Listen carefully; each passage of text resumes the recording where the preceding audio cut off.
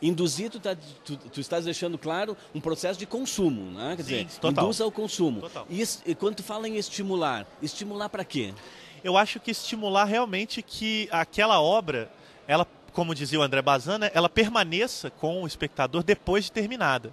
Ou seja, eu acho que o cinema é um caminho, como qualquer obra de arte, na verdade, de reflexão e de diálogo consigo mesmo, com o outro e com o mundo, sabe? Então eu acredito muito nessa ideia de que a crítica ajuda a própria arte a evoluir, sabe? Eu acho que por muitos anos a crítica fez com que a arte ganhasse uma legitimidade muito grande. Existem, na verdade, várias respostas para isso, né? Quando se pede uma definição de crítico, tem desde assim, iluminar certas questões de um filme, e por isso o crítico precisa estar preparado, ele precisa conhecer cinema. Não basta gostar de cinema, tem que estudar, tem que ler muito, né? Então, é claro, não existe ainda no Brasil, tirando um curso lá de São Paulo, uma formação de graduação de crítico. Por isso, inclusive, a grande parte dos críticos vem do jornalismo, mas já estão surgindo outros críticos que vêm das letras, né, da literatura, que vêm das artes visuais, enfim. Mas essa preparação, ela é super importante para criar condições para o crítico fazer esse papel de iluminador, né, para oferecer ao leitor, então, outras abordagens de leitura daquele determinado filme. Uma outra definição, só para encerrar isso, é a questão de estabelecer uma ponte mesmo entre o filme, né, e o espectador. E muitas vezes também essa ponte leva a uma outra ponte, que é o diálogo com o realizador. Num festival como esse de Gramado, que promove historicamente o debate, isso é fundamental. E a gente percebe o cineasta que valoriza isso, quando ele vai por um debate de peito aberto, aceitando as observações mais positivas, mais negativas, aceitando as críticas, né? E aí pode estabelecer o diálogo. Então, a gente teria várias definições, né, para defender. Um complemento, né? A Ivonete citou que vários vêm do jornalismo e agora vêm vindo de outras áreas, mas é sempre bom também, complementando, que por muitos anos, como não existia faculdade de jornalismo no país, mas a crítica de cinema já existia, eles já vinham de áreas como filosofia, né, literatura, sociologia, direito, né? A gente tem grandes nomes da crítica que tinham formação em outras áreas. Então ela, apesar de hoje ser muito vinculada ao trabalho jornalístico, ela não necessariamente está ligada a isso. Ela pode ser outra coisa e até enriquecer com isso, né? Quer dizer que a gente poderia ter uma possibilidade de pessoas não na área do jornalismo trabalhando com crítica de cinema. Claro, sabe o que eu acho?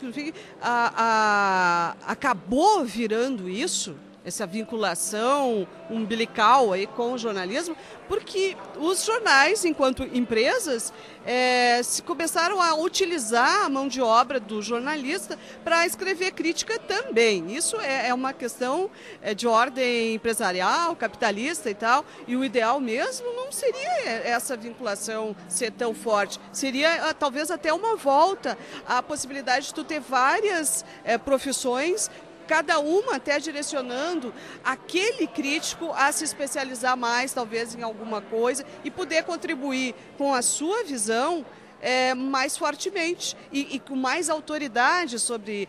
Eu sei, por exemplo, um crítico que tem uma formação muito forte na área de artes, que consegue examinar um filme, a fotografia de um filme, de uma forma como nenhum outro crítico, de uma forma que um crítico que vem desse jornalismo que hoje é tão pobre, né? Eu acho que a gente está num espaço que é propício a esse debate, convém esse debate.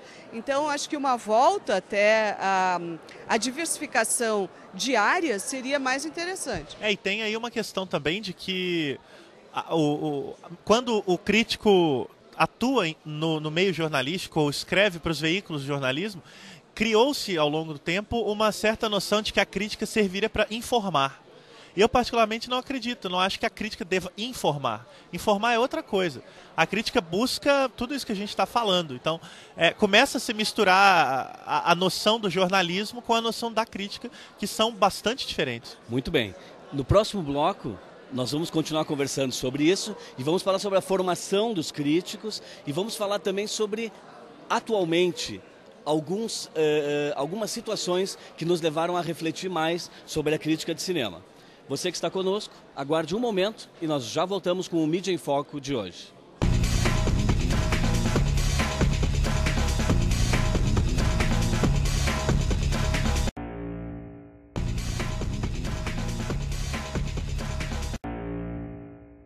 Hoje está muito diluída. Quer dizer, houve um tempo em que nós não chegamos a ter uma revista de cinema em particular ou uma revista de arte, de cultura em particular. Tudo se publicava muito em jornais. Mas a mídia no mundo, no Brasil, não apenas no Brasil, mas a mídia no mundo se modificou muito. Os jornais hoje têm menos espaço, têm menos páginas, menos disponibilidade para publicar textos críticos, na verdade. Quer dizer, o jornal está funcionando muito como se fosse um orientador de consumo e não um ponto de reflexão. Então, eu acho que a crítica de arte em geral, a de cinema em particular, se deslocou, não é que não esteja presente nos jornais, continua ali, mas se deslocou principalmente para a internet, para a universidade, para a edição de livros, para umas poucas revistas especializadas. Entende?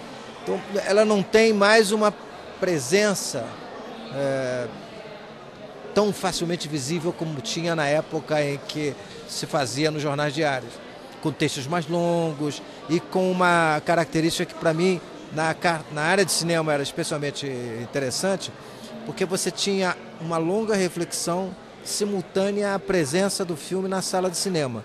Então você podia dialogar com o filme e dialogar com a crítica ao mesmo tempo. Hoje você não tem mais essa simultaneidade de uma reflexão crítica. Tem indicações, tem uma ponta porque o espaço que é dedicado hoje para o crítico é menor. Mas, ao mesmo tempo, existe uma difusão de textos críticos pela internet, como nós não tínhamos na época da publicação de textos apenas em jornais ou dominantemente em jornais. Entende?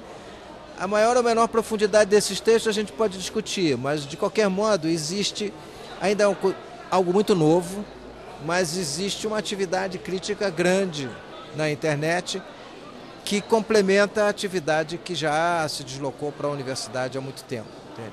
Então, as características que a gente tem hoje na crítica de arte na universidade e na internet são diferentes daquela que nós tínhamos no tempo de jornal.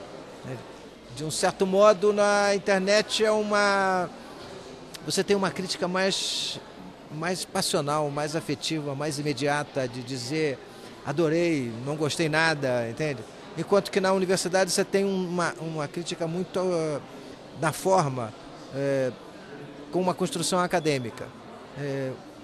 O que se fazia na época dos ensaios de jornais, dos textos aqui do Gastal, de São Paulo, do Paulo Emílio, do Jean-Claude, não do Alex Vianney no Rio, de vários críticos em outras cidades. Em Belo Horizonte tinha a revista de cinema do Ciro Siqueira, você tinha uma atividade de ensaio mesmo sobre cinema.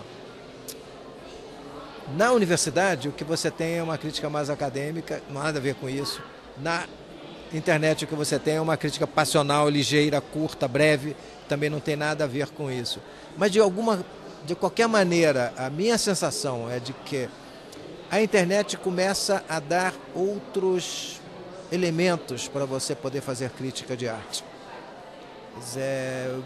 Não é igual você escrever para a internet e escrever para jornal. Hoje em dia, com os tablets, com a possibilidade de você ter um leitor digital na mão, a possibilidade de fazer crítica de cinema se enriquece, porque antigamente você tinha que se referir ao pedaço do filme ou ao filme como todo, fazer uma sinopse, referir-se a uma cena, falar da fotografia. Hoje você pode mostrar. Hoje você pode fazer um texto crítico que seja tanto de arte quanto de cinema. Um meio termo entre palavra e imagem. Você pode misturar e fazer a sua observação crítica usando uma série de reflexões por escritas e propondo alguns paralelos entre imagens de um mesmo filme ou de um filme e outro.